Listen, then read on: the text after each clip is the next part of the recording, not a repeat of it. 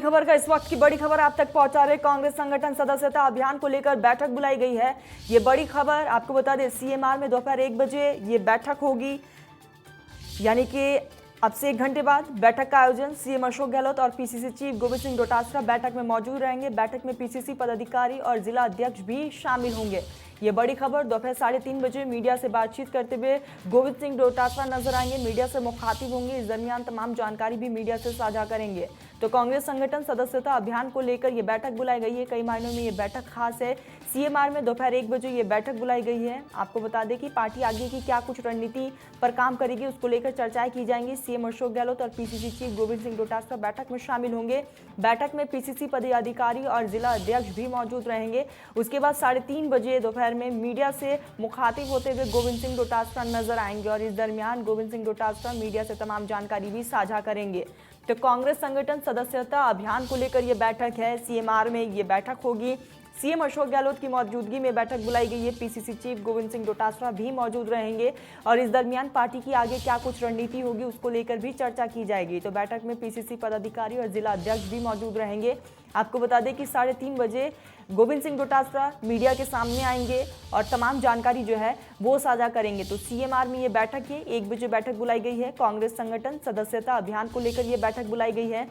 आपको बता दें कि इस दरमियान कई मसलों को लेकर चर्चा की जाएगी। जिस तरीके से अभियान की शुरुआत की गई है, इसको किस तरीके से जनता तक पहुंचाना है, किस तरीके से संगठन को और मजबूत करना है, इसको लेकर भी विचार विमर्श किया जाएगा।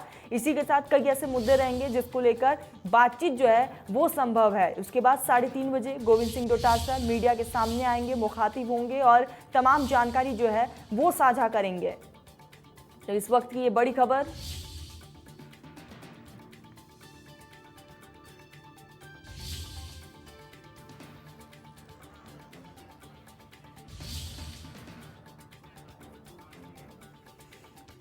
चलिए तो इसी पे शुरू कर लेते हैं एक और बड़ी खबर का। उदयपुर से इस वक्त की बड़ी खबर आ रही है। तो उदयपुर से ये बड़ी खबर है, आपको बता दें कि जयंत चौधरी और चंद्रशेखर को रोक दिया गया है।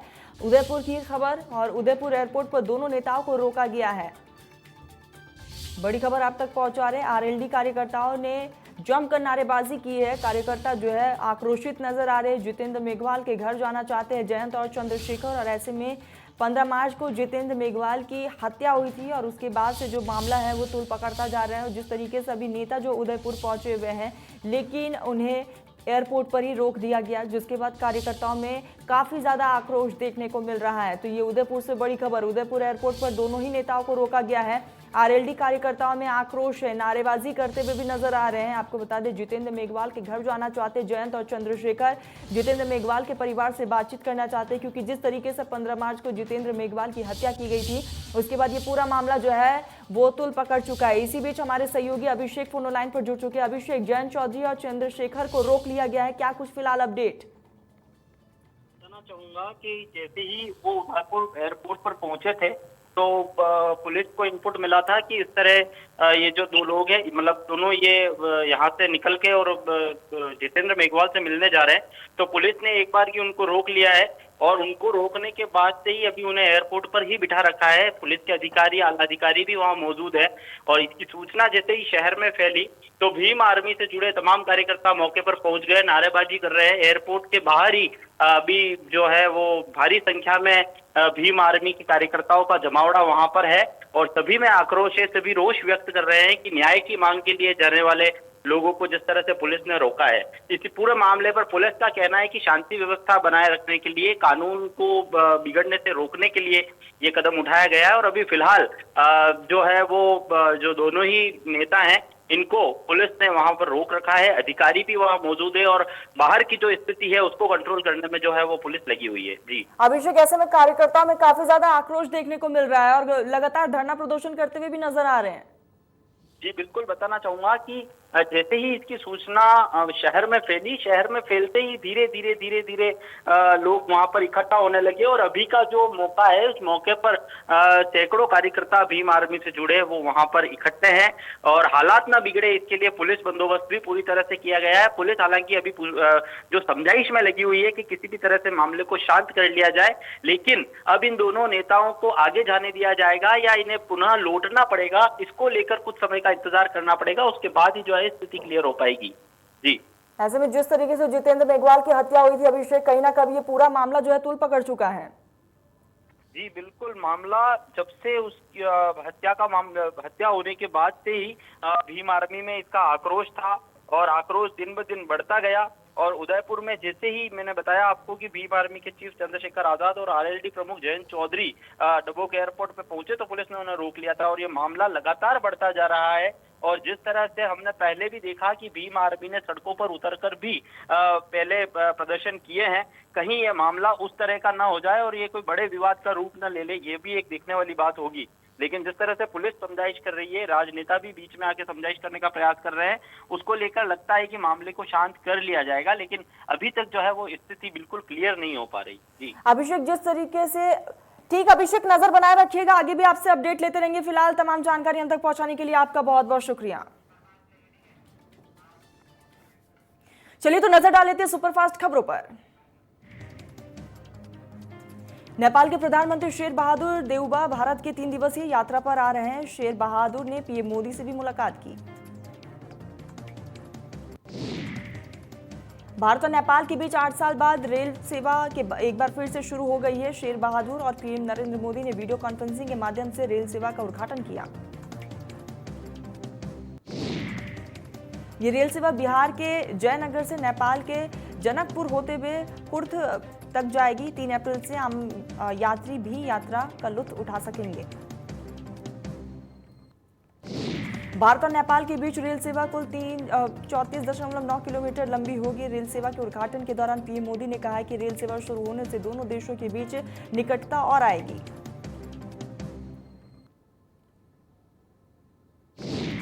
नेपाल के प्रधानमंत्री शेर बहादुर अपने दल के साथ वाराणसी पहुंचे, जहां उत्तर प्रदेश के सीएम योगी आदित्यनाथ ने उनका भव्य स्वागत किया। नेपाल के प्रधानमंत्री शेर बहादुर काशी विश्वनाथ धाम में विशेष पूजा अर्चना की। धाम से होते हुए वे पास में स्थित सम्राजेश्वर पशुपतिनाथ महामंदिर में भी जाएंगे। लखनऊ में 2 दिवसीय लखनऊ के दौरे पर रक्षा मंत्री राजनाथ सिंह आज होली मिलन कार्यक्रम में शामिल होंगे। बीजेपी लखनऊ महानगर के होली मिलन कार्यक्रम में शामिल होंगे राजनाथ सिंह।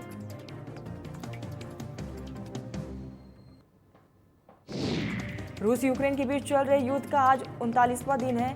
39वें दिन में रूस ने यूक्रेन के कई बड़े शहरों को तबाह कर दिया है। ज्यादा से ज्यादा लोग अपना देश छोड़कर पड़ोसी देशों में पलायन को मजबूर हैं। इस बीच एक जानकारी के मुताबिक अमेरिकी रक्षा विभाग यूक्रेन को सुरक्षा सहायता में अतिरिक्त $300 मिलियन प्रदान करेगा।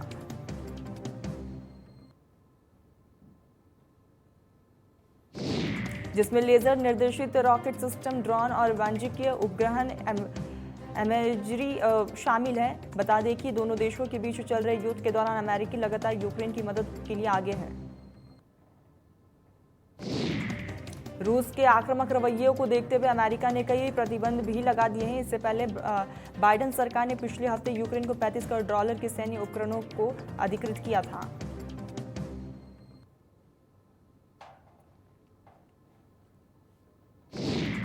आज से रमजान महीने की शुरुआत हो गई है। सीएम अशोक गहलोत ने ट्वीट करके मुबारकबाद दी है। लिखा है कि महीना गरीब बेसहारा की तकलीफ का एहसास दिलाता है और उनकी मदद करने की भी सीख देता है।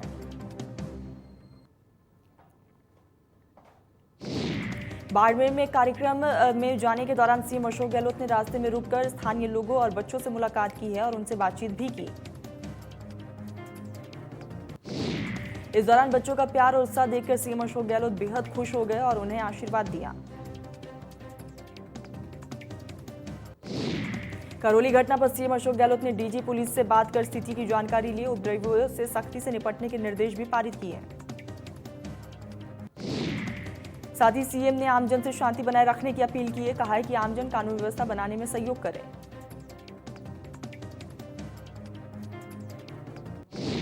राज्यपाल कलराज मिश्र ने डीजीपी एमएल राठौर से मुलाकात की है, बातचीत की है। राज्यपाल ने फोन पर करौली हिंसा की जानकारी ली, साथ ही लोगों से संयम और शांति कायम रखने की अपील की।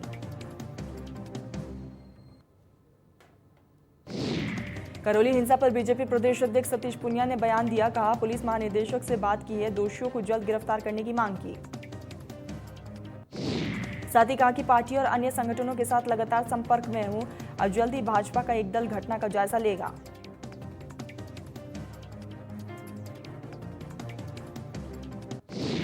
वही करौली हिंसा पर बीजेपी सांसद केवललाल मीणा का बयान सामने आया। मीणा ने कहा है कि धर्म विशेष के लोगों ने पहले पथराव किया। साथ ही कहा है कि दुकानों, मकानों और बाइकों को आग के हवाले कर दिया। ये सब कुछ पुलिस की मौजूदगी में हुई।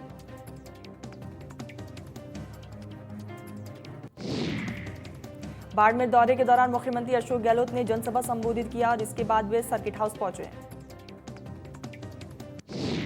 सर्किट हाउस पहुंचकर उन्होंने लोगों की फरियादी सुनी और संबंधित अधिकारियों को तमाम दिशा निर्देश भी दिए गए। इस दौरान बाड़मेर विधायक मेवाराम सहित कई अधिकारी मौजूद रहे।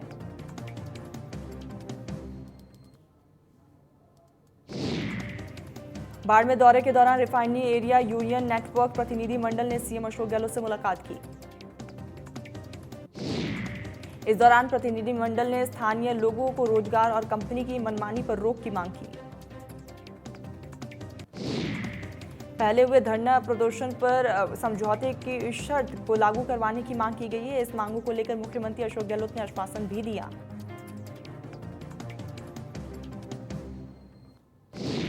कोटा में श्रीराम शांति जैविक कृषि अनुसंधान केंद्र का लोकार्पण हुआ। लोकसभा स्पीकर ओम बिरला और केंद्रीय कृषि मंत्री गजेंद्र सिंह शेखावत ने कृषि अनुसंधान केंद्र का लोकार्पण किया। इस दौरान आरएसएस के कार्यकारिणी सदस्य सुरेश भाया जी जोशी भी मौजूद रहे। उपनेता राजेंद्र राठौर समेत कई नेता और संघ के पदाधिकारी भी मौके पर मौजूद रहे।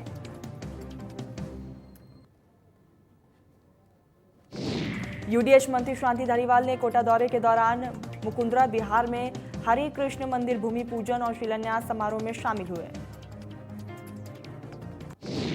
मंत्री शांति धारीवाल ने पूजा अर्चना कर देश और प्रदेश में सुख, समृद्धि और खुशहाली की कामना की। मंदिर कमेटी ने यूडीएच मंत्री शांति धारीवाल का स्वागत सम्मान भी किया। उन्होंने मंदिर समिति के पदाधिकारियों के साथ पूरे परिसर का भी भ्रमण किया है और समिति के सदस्यों को शुभकामनाएं भी दी।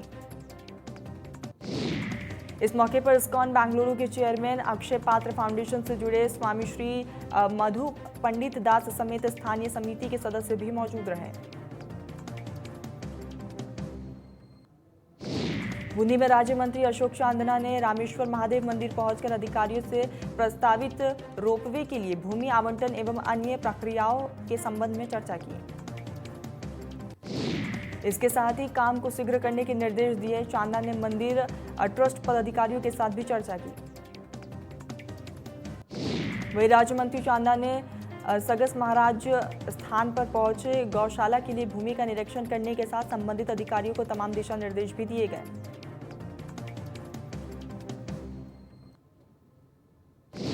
बानसूर के खरखड़ी में मुख्य अतिथि के रूप में मंत्री शकुंतला रावत ने फीता काटकर नंदी अभयारण्य का उद्घाटन किया है। इससे पूर्व मंत्री का ग्रामीणों ने बैंड बाजों के साथ स्वागत किया। इस कार्यक्रम से पूर्व बानसूर के गौ रक्षकों ने हिंदू नव वर्ष का भगवा रैली निकालकर नंदी अभयारण्य पहुंचे और नंदी शाला अभयारण्य करीबन 10 से 15 बीघा में बनाया जा रहा है। साथ ही अभयारण्य में बीमार गौवंश की देखरेख के लिए पशु डॉक्टर का इंतजाम भी किया जाएगा। मंत्री रावत ने ज्ञानपुरा से नंदी अभयारण्य तक 30 लाख रुपए की लागत से सड़क बनाने की भी घोषणा की। मंत्री रावत ने ग्रामीणों को संबोधित करते हुए उनके द्वारा किए गए विकास कार्यों और सरकार की योजनाओं के बारे में बताया। इसके साथ ही महंगाई को लेकर केंद्र सरकार पर भी निशाना साधा। वहीं भूपसड़ा गांव की महिला की हत्या के मामले पर मंत्री रावत ने कहा है कि पहले बानसूर में डीएसपी कार्यालय नहीं होने से आपराधिक घटनाएं बढ़ गई थी, लेकिन अब हमने बानसूर में डीएसपी कार्यालय खोल दिया है। इससे अपराधियों पर अंकुश भी लगाया जाएगा। दातारामगढ़ में प्रसिद्ध शक्तिपीठ जीर्णधाम में चैत्र नवरात्र का विशाल लक्ष्मी मेला चल रहा है। नवरात्र के दूसरे दिन कोलकाता और बेंगलुरु से विशेष फूलों से मां जीर्ण भावनी के दरबार को सजाया गया। वहीं कई प्रकार के फूलों का भोग भी लगाया गया। देश के कोने कोने से हजारों की संख्या में श्रद्धालु जीर्ण धाम पहुंचकर माता रानी के दर्शन कर रहे हैं। सुजानगढ़ में सिद्धपीठ सलासर बालाजी मंदिर में बनाए नए साल और नवरात्र के अवसर पर दर्शनार्थियों की भीड़ देखने को मिली। दर्शनार्थियों ने बालाजी मंदिर में दर्शन किए और प्रसाद भी चढ़ाया। वही सुबह से ही मंदिर में दूर दूर से लोग अपनी मनोकामना लेकर माता के पास पहुंच रहे। इसी कड़ी में सुप्रीम कोर्ट के जज सुश्री बेला और एम त्रिवेदी दर्शन करने के लिए पहुंची। इस दौरान सूरजगढ़ एडीजे एसीजेएम ने अगुवाई की है। साथ ही सलासर मंदिर के पुजारी परिवार और हनुमान सेवा समिति के अध्यक्ष यशोदा नंदा पुजारी कमल किशोर ने बालाजी महाराज की तस्वीर भेंटकर उनका अभिनंदन किया।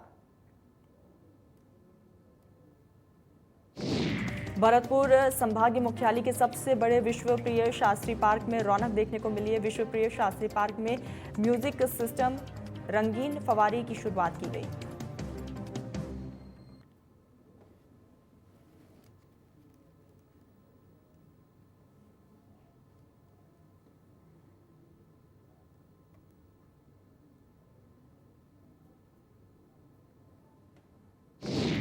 चैत्र महीने के शुक्ल पक्ष की दूज के मौके पर जैसलमेर में बाबा रामदेव की समाधि के दर्शन करने के लिए भक्त पहुंच रहे हैं। देश के अलग अलग स्थानों से हजारों की तादाद में श्रद्धालु रामदेवरा पहुंच रहे और दर्शन कर रहे हैं।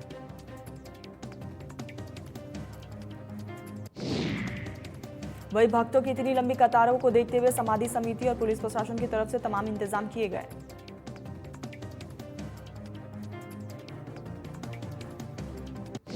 इस नज़ारे को देखने के लिए शहर भर से लोग विश्वप्रिय शास्त्री पार्क पहुंच रहे। विश्वप्रिय शास्त्री पार्क में यूआईटी ने इस प्लांट को लगाया।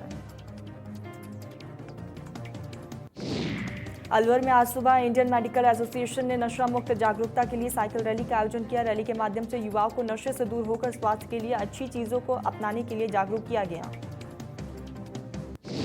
रैली नंगली चौराहा से होते हुए मन्नी का बाड़ा पुलिस कंट्रोल रूम समेत कई जगहों से निकलते हुए वापस नंगली चौराहे पर पहुंची। इस मौके पर अलवर के आईएमए शाखा के अध्यक्ष डॉक्टर विजयपाल सिंह ने युवाओं को नशा छोड़ने के लिए प्रेरित भी किया है। कार्यक्रम में हरे रामा हरे कृष्ण के भजन गाए गए।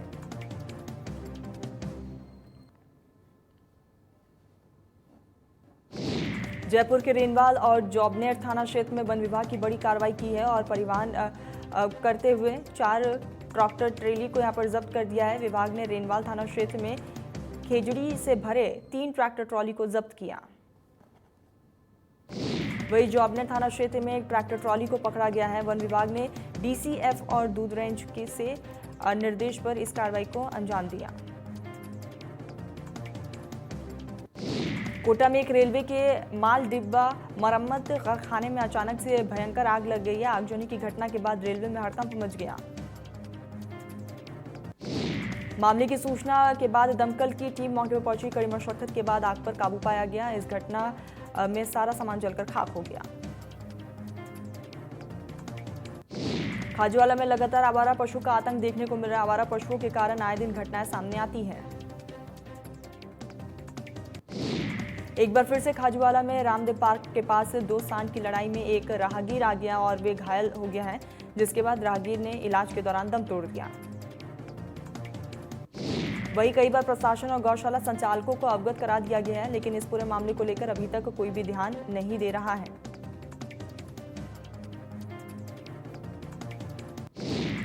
उत्तर प्रदेश के सीएम योगी आदित्यनाथ अपने 2 दिवसीय वाराणसी के दौरे पर काशी विश्वनाथ मंदिर, ललिता घाट पर नेपाली मंदिर में विधिवत दर्शन पूजन किया।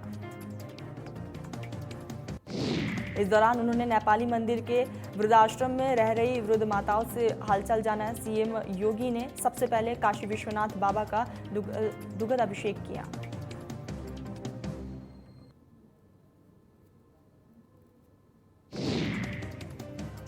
गोंडा में नाबालिग से गैंगरेप का मामला सामने आया।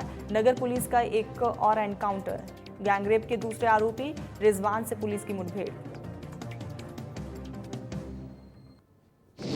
गोली लगने से रिजवान जख्मी हो गया। रिजवान को इलाज के लिए अस्पताल में भर्ती करवाया गया। गैंगरेप के 4 आरोपियों में से 2 आरोपी पुलिस की हिरासत में।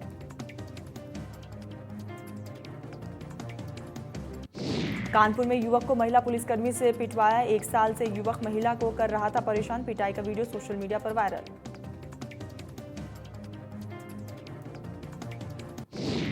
गाजियाबाद में पुलिस और बदमाशों के बीच मुठभेड़। मुठभेड़ में बदमाश मुकेश को लगी गोली। 25 लाख की लूटकांड में था आरोपी।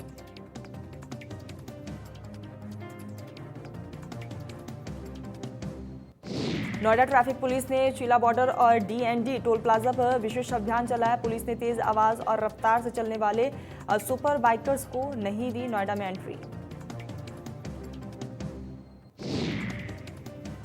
पुलिस ने कार्रवाई और नियमों का पालन करते हुए बाइकर्स को किया वापस। कई बाइकर्स अक्सर यमुना एक्सप्रेसवे पर करते थे रेसिंग और उसके बाद लग जाता था भीषण जाम।